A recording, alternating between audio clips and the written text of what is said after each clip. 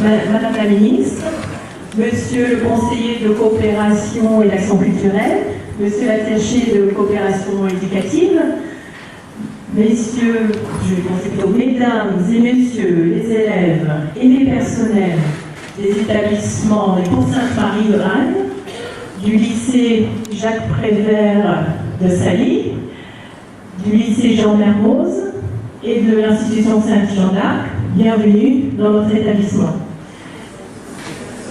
C'est un très grand honneur de vous recevoir, Madame Taubira, aujourd'hui pour une rencontre avec les élèves autour de la thématique de l'éducation à la citoyenneté, puisque, chers élèves, vous allez être les acteurs du monde de demain.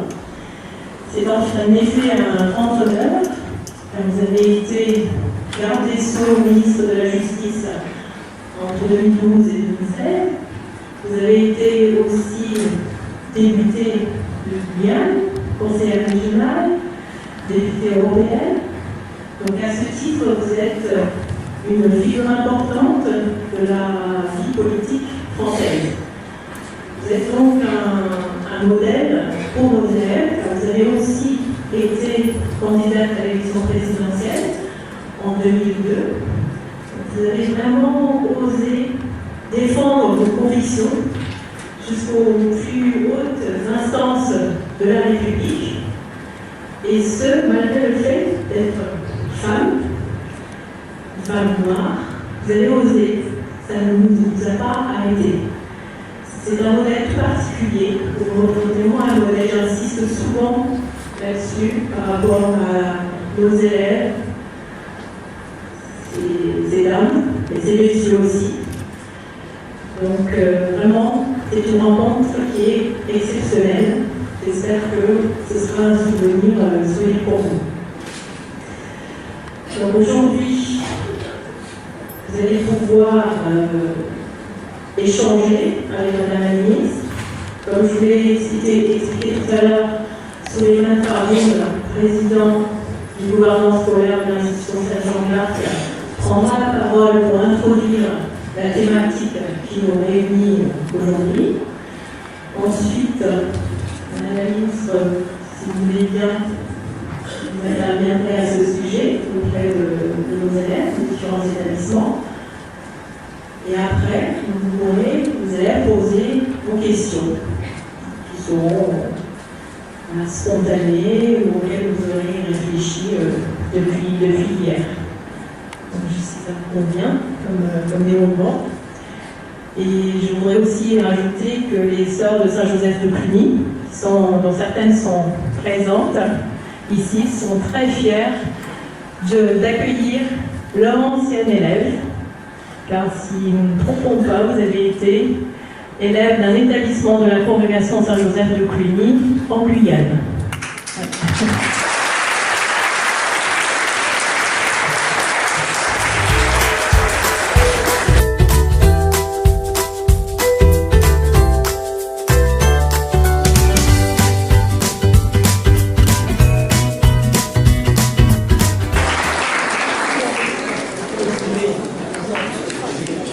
Madame Taubira, si vous voulez bien prendre la parole.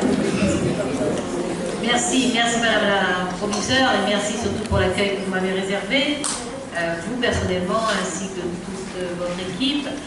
Je suis ravie d'être là cet après-midi et c'est vraiment un sentiment très fort. D'abord une forte émotion d'être dans un établissement tel que celui-ci, de vous voir, tant d'années après à quoi ressemblent les élèves, filles et garçons qui suivent l'enseignement dispensé par un tel établissement, et puis cette opération qui consiste à associer d'autres établissements. Donc merci à celles et ceux qui ont fait le déplacement et qui sont venus jusqu'à l'institution Sainte-Jeanne d'Arc pour nourrir, alimenter cette rencontre. Je trouve très intéressante cette expérience de citoyenneté telle qu'elle a été pensée, telle qu'elle est organisée et telle qu'elle a été présentée par le chef du gouvernement, alors que je saisisse bien votre titre. Le président du gouvernement. Donc vous avez un président du gouvernement et une première ministre. C'est ça? La première ministre, c'était vous. étiez là. Voilà, c'est une expérience de citoyenneté extrêmement directe, précoce, notamment pour cette jeune ministre de l'Environnement qui est en classe de 6e, donc c'est une expérience précoce, mais ces niveaux différents d'âge permettent de mettre ensemble des expériences, des sensibilités, des impatiences, des perceptions, des analyses des choses. Je pense que vous allez vraiment en profiter, en tout cas de ce que j'ai entendu cet après-midi. Vous allez en profiter. J'ai presque envie de vous faire des compliments, Monsieur le Président du gouvernement. En même temps, j'ai assez envie de ne pas trop vous laisser entendre que vous tenez bien le gouvernement et que vous avez surtout les idées claires. Néanmoins, vous les avez claires et cela augure d'une capacité à travailler ensemble, donc collectivement, d'une part, et d'autre part, à avoir des résultats qui permettront à la promotion qui suivra. Je suppose que vous êtes élu pour l'année scolaire. Voilà, permettre au gouvernement qui suivront de bâtir à partir de votre avis. Vous avez les idées claires, vous savez décomposer l'enjeu de la citoyenneté en 3 piliers, c'est ce que vous venez de faire sous vos yeux. La civilité d'abord, qui est effectivement importante, essentielle, c'est une condition même qui rend possible la vie sociale, la vie commune. Donc cette civilité est nécessaire et elle est primordiale. Et il est tout à fait rassurant que vous l'ayez placée en premier, elle est primordiale au sens étymologique du terme.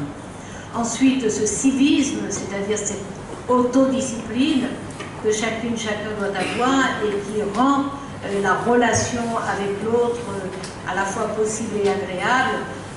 Donc ce civisme est absolument indispensable, et pas seulement dans la relation, mais dans la mise en commun des énergies, des initiatives, des volontés, de façon à rendre concrètement possible la vie sociale.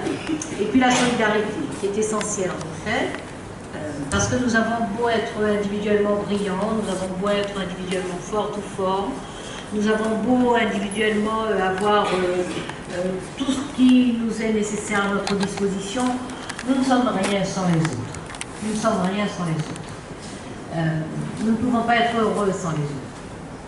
Il y a un principe, vous savez, sud-africain, vous avez probablement entendu, notamment de la bouche de Nelson Mandela, le premier président d'Afrique du Sud issu d'élections libres, c'est le principe de l'Ubuntu. C'est-à-dire que j'existe, je suis, parce que les autres sont là. Je, parce que nous.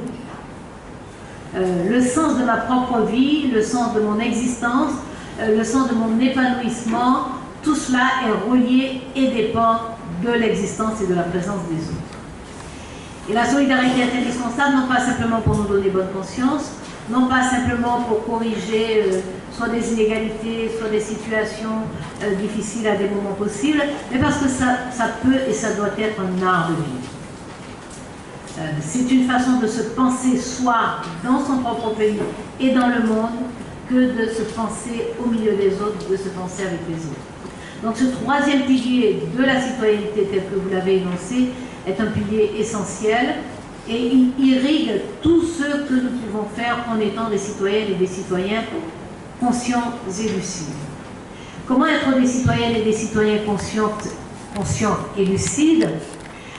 En sachant qui nous sommes, à quelle période nous vivons et en voulant ensemble.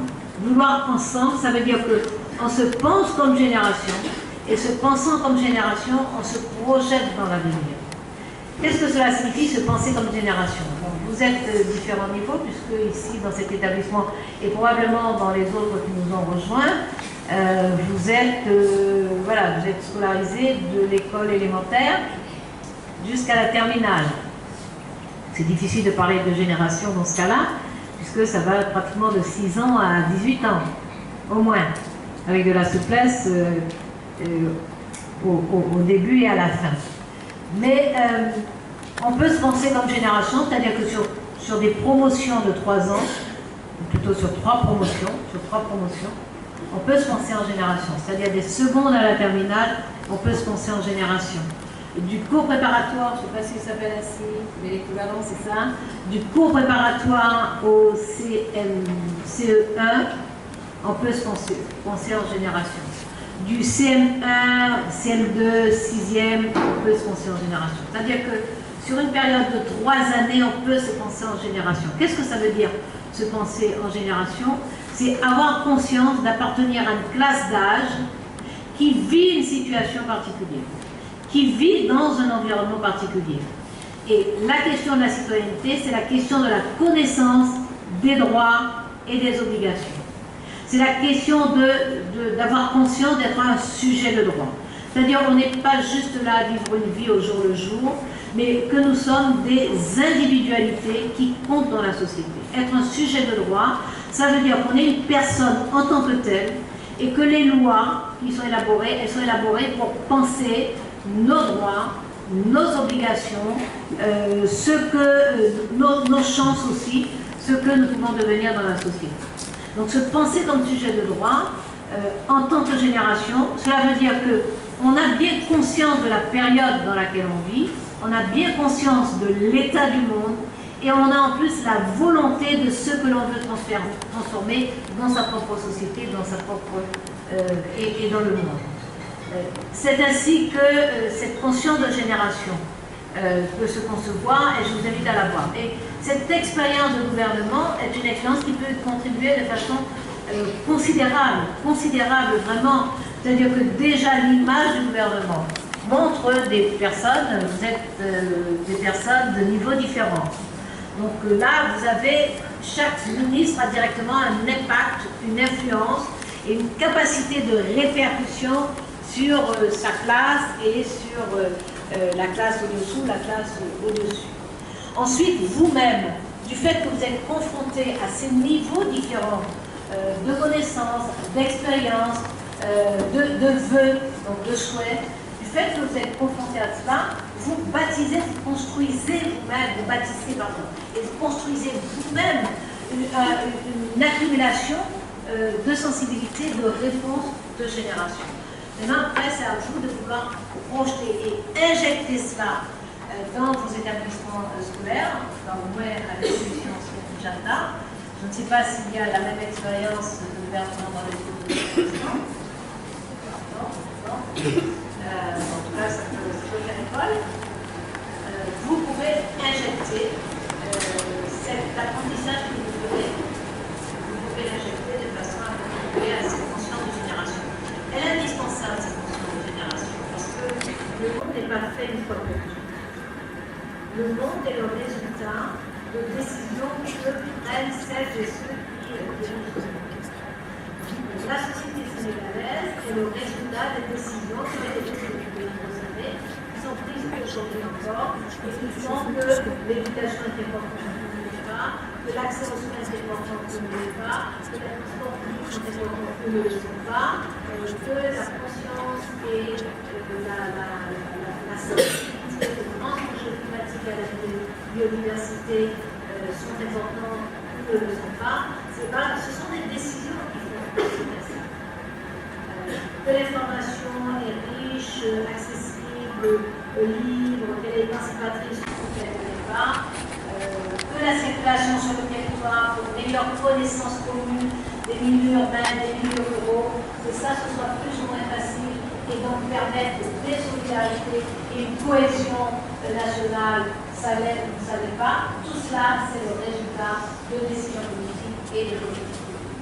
Donc, se penser comme génération, c'est être capable de se dire le monde dans lequel je vis, la société dans laquelle je vis, est une société égalitaire ou plutôt égalitaire, c'est une société d'épanouissement ou plutôt une société d'écrasement, que c'est qu'il y a une économie plutôt florissante, plutôt en développement ou une économie qui s'étiole. Voilà, je suis consciente de cela, et pour l'avenir, pour moi-même, pour les générations qui viennent, pour mes propres enfants, je veux améliorer cela, améliorer les services publics, ou faire davantage respirer l'économie, ou faire que la culture circule davantage. Je veux améliorer ça. Et je dis où, mais ça peut être et. Ça peut être l'éducation, et la culture, et l'économie, et le sport, et tout le reste. Ça peut être cela. Donc, c'est ça la conscience de génération. Je crois que vous l'avez parce que l'application que vous avez sur les questions de citoyenneté, cette application prouve que vous n'êtes pas juste là passif, indifférent, que vous admettez l'idée que vous pouvez changer les choses en prenant sur votre temps, sans sacrifier les devoirs scolaires, sans sacrifier les cours, sans sacrifier toutes vos obligations d'élèves. Vous êtes prêt à consacrer un temps supplémentaire pour faire en sorte que ça aille mieux dans l'établissement. Ça peut être à cette échelle-là, ça peut être au-delà, que ça aille mieux dans un réseau d'établissements, ça peut être encore au-delà dans la société civile, que ça aille mieux dans un quartier, que ça aille mieux dans des villages en particulier plus déshérités que d'autres, etc.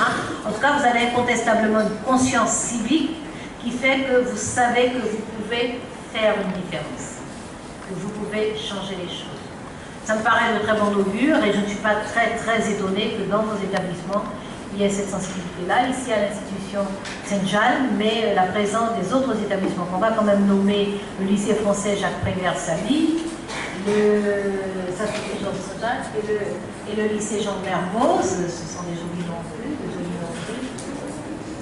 Et donc Saint-Marie de la Foi.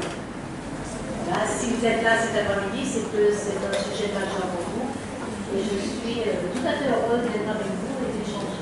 Maintenant, nous allons ouvrir la séquence des échanges. Je veux saluer vos enseignants parce que je sais le rôle des enseignantes et des enseignants auprès des enfants et des adolescents, filles et garçons.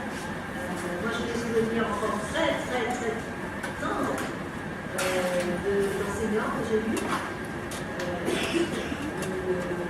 L'institutrice religieuse et la libre, parce que dans notre organisation, il y avait la religion et la libre, des professeurs que j'ai lus, j'ai des souvenirs très tendres de leurs attentions, de leur confiance, de l'importance de leur regard, plus encore que les notes, l'importance de leur regard, le fait qu'ils sachent et qu'ils nous fassent comprendre que nous sommes capables de faire mieux encore que nous.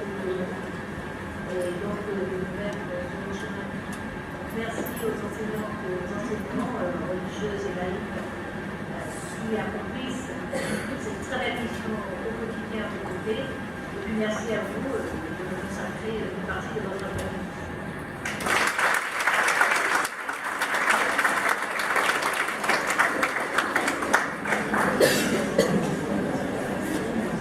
On va donc passer au stade du moment de questions. Ce que j'ai, pour que les choses soient claires, pour que vous puissiez écouter, d'accord, je vous demande simplement de lever la main pour ceux qui ont des questions. Je passe avec le micro, je vais le micro, vous posez les questions. Et comme je vous le disais tout à l'heure, avant que Mme Taubira-Marie, faites attention aux questions que les autres posent pour ne pas renouveler la même question. D'accord? Alors, qui veut se lancer? Bonjour.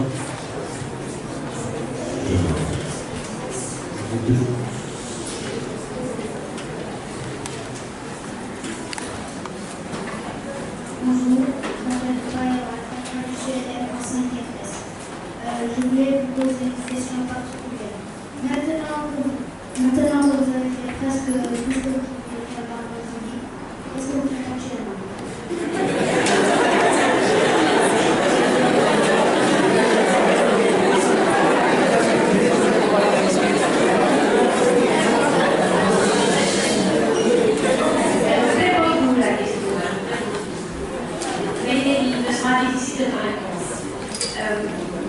C'est vrai que j'ai eu des expériences diverses. Madame la proviseure a eu l'opportunité de les rappeler.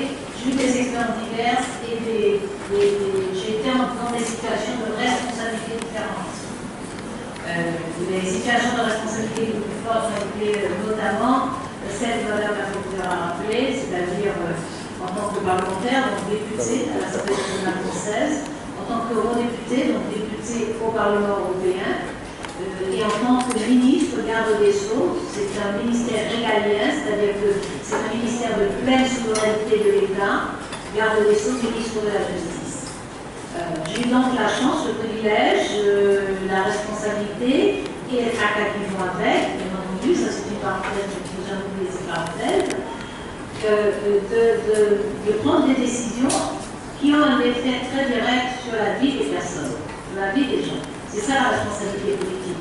C'est-à-dire que les décisions que nous prenons sont des décisions qui auront des effets, soit pour améliorer la vie des gens, soit parfois, si la loi est mal pensée, si les solutions que nous avons élaborées ne sont pas les meilleures, il peut arriver qu'on complique la vie des gens. Donc il faut avoir cela en tête lorsqu'on est en responsabilité politique.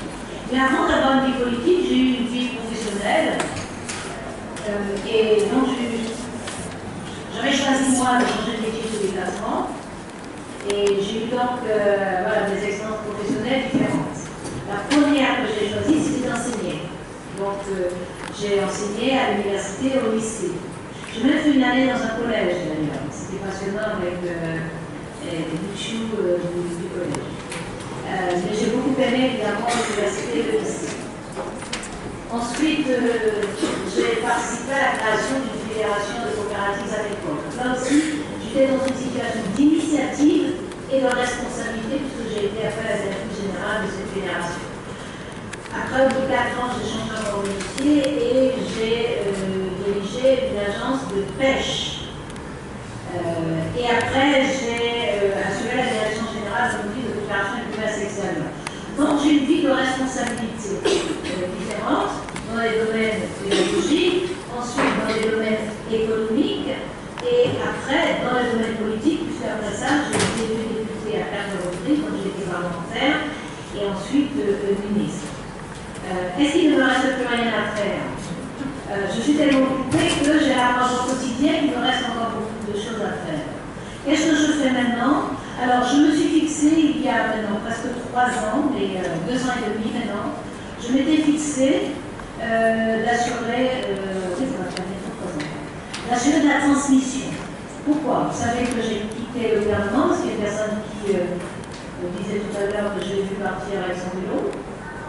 Donc, vous avez peut-être vu ça, non? Il y en a qui sont jeunes, qui peut-être n'étaient pas nés d'ailleurs, quand j'ai quitté le gouvernement il y a 2 ans et demi, non, vous étiez nés.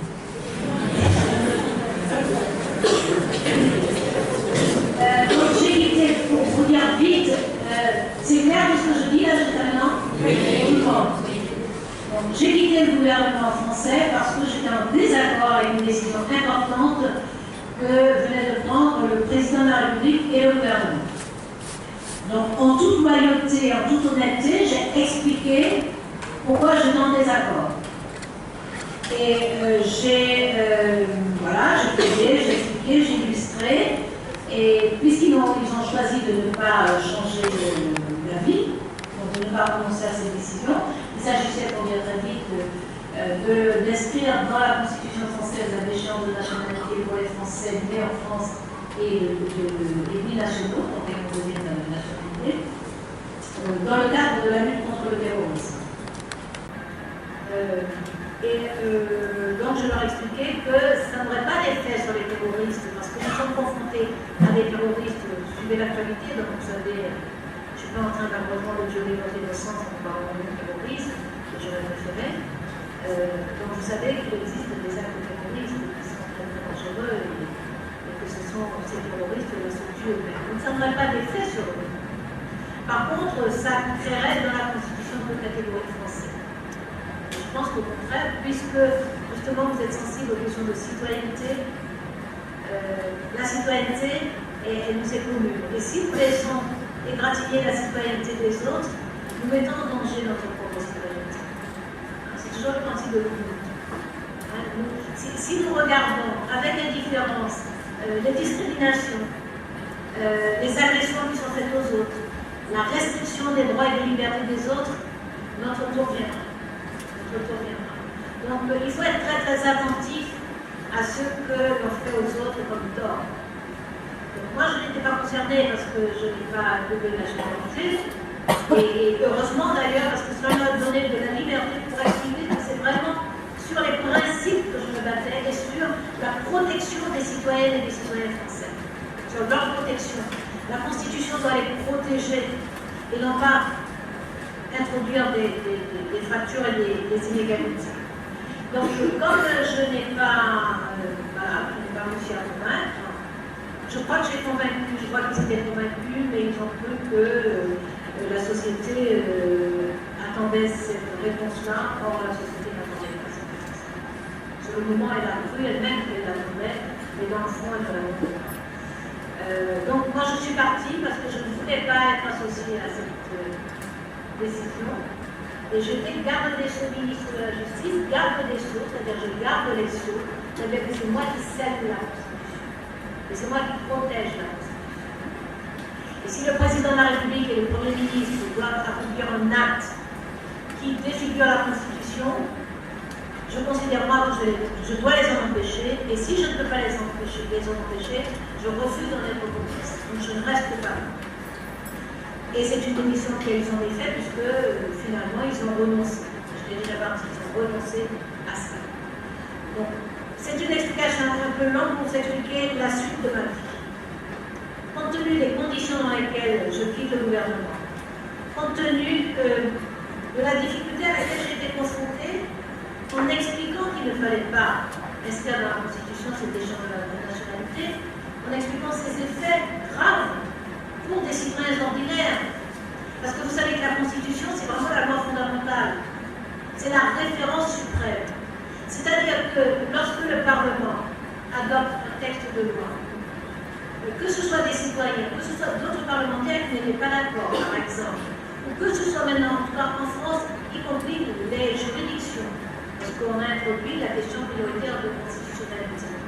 On peut contester une loi en disant mais elle n'est pas conforme à notre loi fondamentale.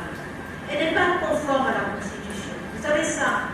On peut protéger les citoyens contre des textes de loi qui ne seraient pas conformes à la Constitution. Donc si dans la Constitution on crée des fractures, si dans la Constitution on permet de traiter de façon inégale des citoyennes et des citoyens, on ouvre la porte à toutes sortes de lois inégalitaires.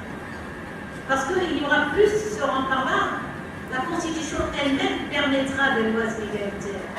Donc lorsque un gouvernement intolérant, par exemple, un gouvernement raciste, un gouvernement antisémite, un gouvernement qui refuse certaines catégories de citoyens, déciderait d'adopter des lois qui feraient des distinctions de traitement entre ces catégories de citoyens, on n'a plus la protection de la Constitution. C'est la Constitution qui nous protège. Si le gouvernement fait cela, même s'il est légal, si le Parlement adopte une loi comme ça, même si le Parlement est parfaitement légal, il y a le Conseil constitutionnel qui peut vérifier et dire non, cette loi ne peut pas être promulguée parce qu'elle est contraire à la Constitution. Donc il y a la nécessité de vraiment protéger la Constitution. Donc, compte tenu de cette expérience, lorsque j'ai quitté le gouvernement, je me suis dit que ce n'est pas possible qu'un gouvernement de personnes intelligentes soit à ce point troublé et ne réalise pas le danger des conséquences de la décision que le gouvernement était sur le point de prendre. Donc, je me suis fixé 2 ans pour faire ce que j'appelle la transmission. Donc j'ai décidé, suite à cette expérience très directe, j'ai décidé d'aller parler à la jeunesse, beaucoup. Donc de passer beaucoup de temps à intervenir dans les universités françaises, mais aussi les universités européennes, et également en Amérique du Nord. Je suis allée beaucoup aux États-Unis, beaucoup au Canada, de nombreux pays européens aussi, en Amérique du Sud et en Afrique aussi.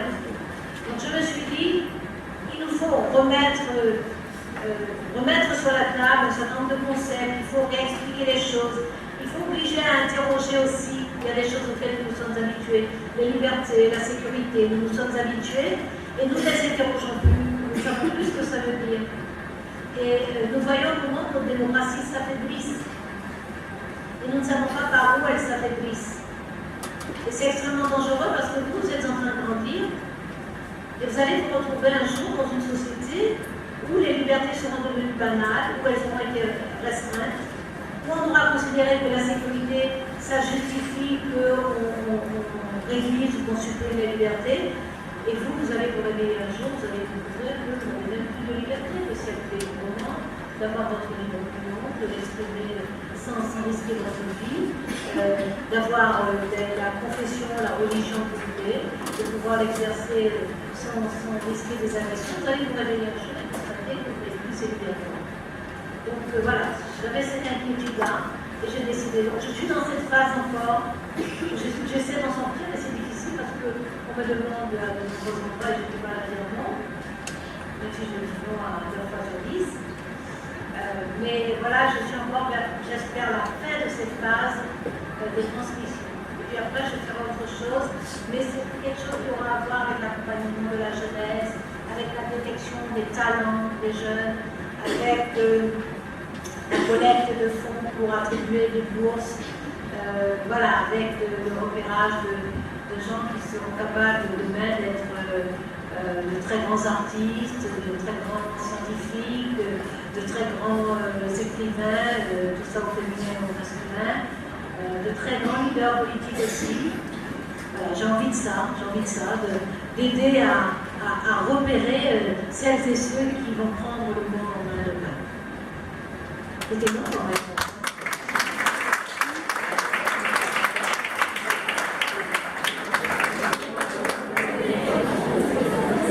Une autre question?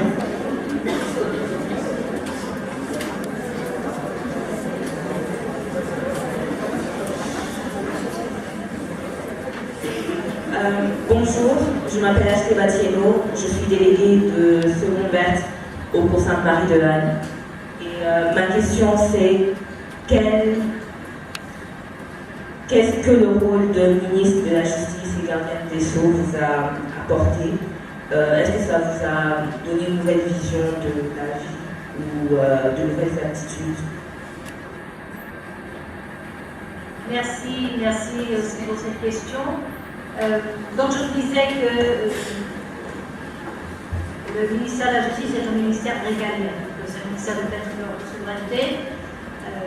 Les ministères régaliens, c'est à peu près équivalent dans toutes les démocraties. Les ministères régaliens sont le ministère des Affaires étrangères, ensuite le ministère de la Justice, après le ministère de la Défense et ensuite le ministère de l'Intérieur.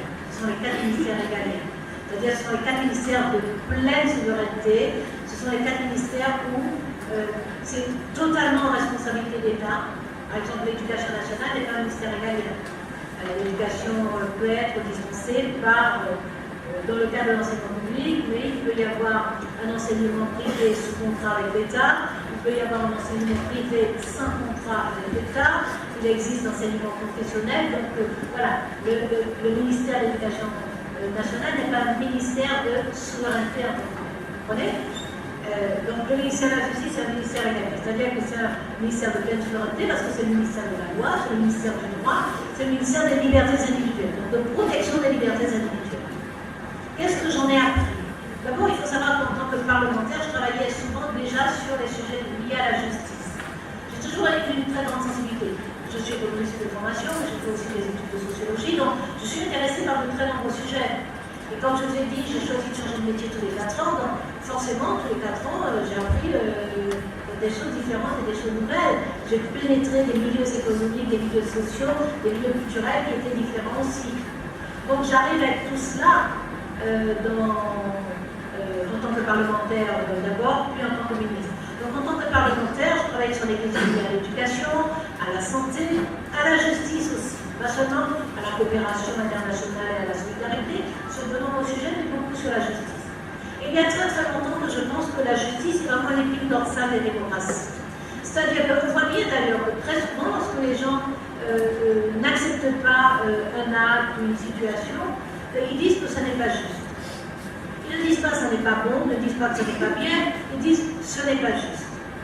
Et ça veut dire que, y compris à notre insu, nous sommes traversés par l'idée de justice.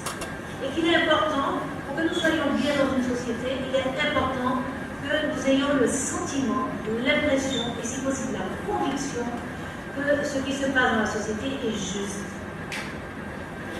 Donc, moi, lorsque je me retrouve à la tête de ce ministère, j'ai vraiment le sentiment d'avoir, même la conscience d'avoir une responsabilité extrêmement lourde et importante. Donc je me fixe deux principes vraiment intangibles, incontournables. Le premier, je pense que vous faites de latin, c'est primum non nocere. Tout le monde connaît ça?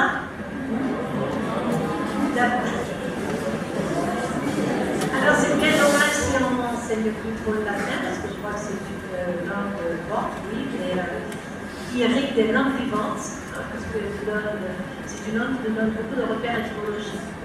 Donc, primum non nocere, ça veut dire d'abord ne pas nuire. C'est un principe médical d'ailleurs. Hein, les médecins apprennent que pour soigner, il faut d'abord ne pas aggraver la situation. D'abord ne pas nuire. Primum non nocere. Je pense que c'est un principe éthique, je vais vous expliquer rapidement la différence que je fais entre moral et éthique, un principe éthique extrêmement important. Donc d'abord ne pas nuire. Donc moi, dans toute l'action que j'ai eu à conduire, la première règle que je me suis fixée et à laquelle j'ai été attentive, c'est d'abord ne pas nuire. Donc ne pas faire pire que la situation. Ensuite, faire du bon. Et j'en viens à l'explication de la différence entre la morale et l'éthique. J'aurais pu vous dire faire du bien. Je vous dis faire du bon. La morale, c'est la question de la relation de la séparation entre le bien et le mal. Et nous sommes bien un établissement où, dès les premières heures, dès les premiers cours, et je présume dans pratiquement tous les cours, on vous rappelle cette règle fondamentale, le bien et le mal. En dehors même de l'éducation religieuse, qui est une éducation centrée sur le bien et sur le mal, la morale traverse, je crois, tout le reste, et on vous rappelle ce que le bien et le mal. Donc, le bien et le mal, vous savez ce que c'est. Il y a le bien dans l'absolu, il y a le mal dans l'absolu, il y a le bien relatif, donc par rapport à une situation, ça c'est bien parce que vous avez aidé quelqu'un de plus vulnérable et de plus faible. Vous l'avez aidé par charité, ça c'est bien. Vous avez bousculé une personne plus vulnérable ou plus faible, ça c'est mal. Ça c'est mal. Le bon relève d'un autre domaine. Il relève de la philosophie et il relève de l'éthique. Le bon, c'est qu'est-ce qui est bon pour nous au moment où nous vivons ensemble et dans cet endroit-là. Et c'est la différence entre le bien, qui est fortement lié à la charité, qui est fortement lié à la solidarité de cœur, à la solidarité d'âme. Le bon, c'est il y a au-delà de la charité d'âme ou de cœur, il y a au-delà un engagement social. Il y a au-delà du dans le bon, il y a comment nous organisons la société pour que, même si moi je ne crois pas au paradis de Dieu, pour que même si je ne lie pas toutes les actions à la religion que je pratique, que malgré cela, il y ait du bien dans la société.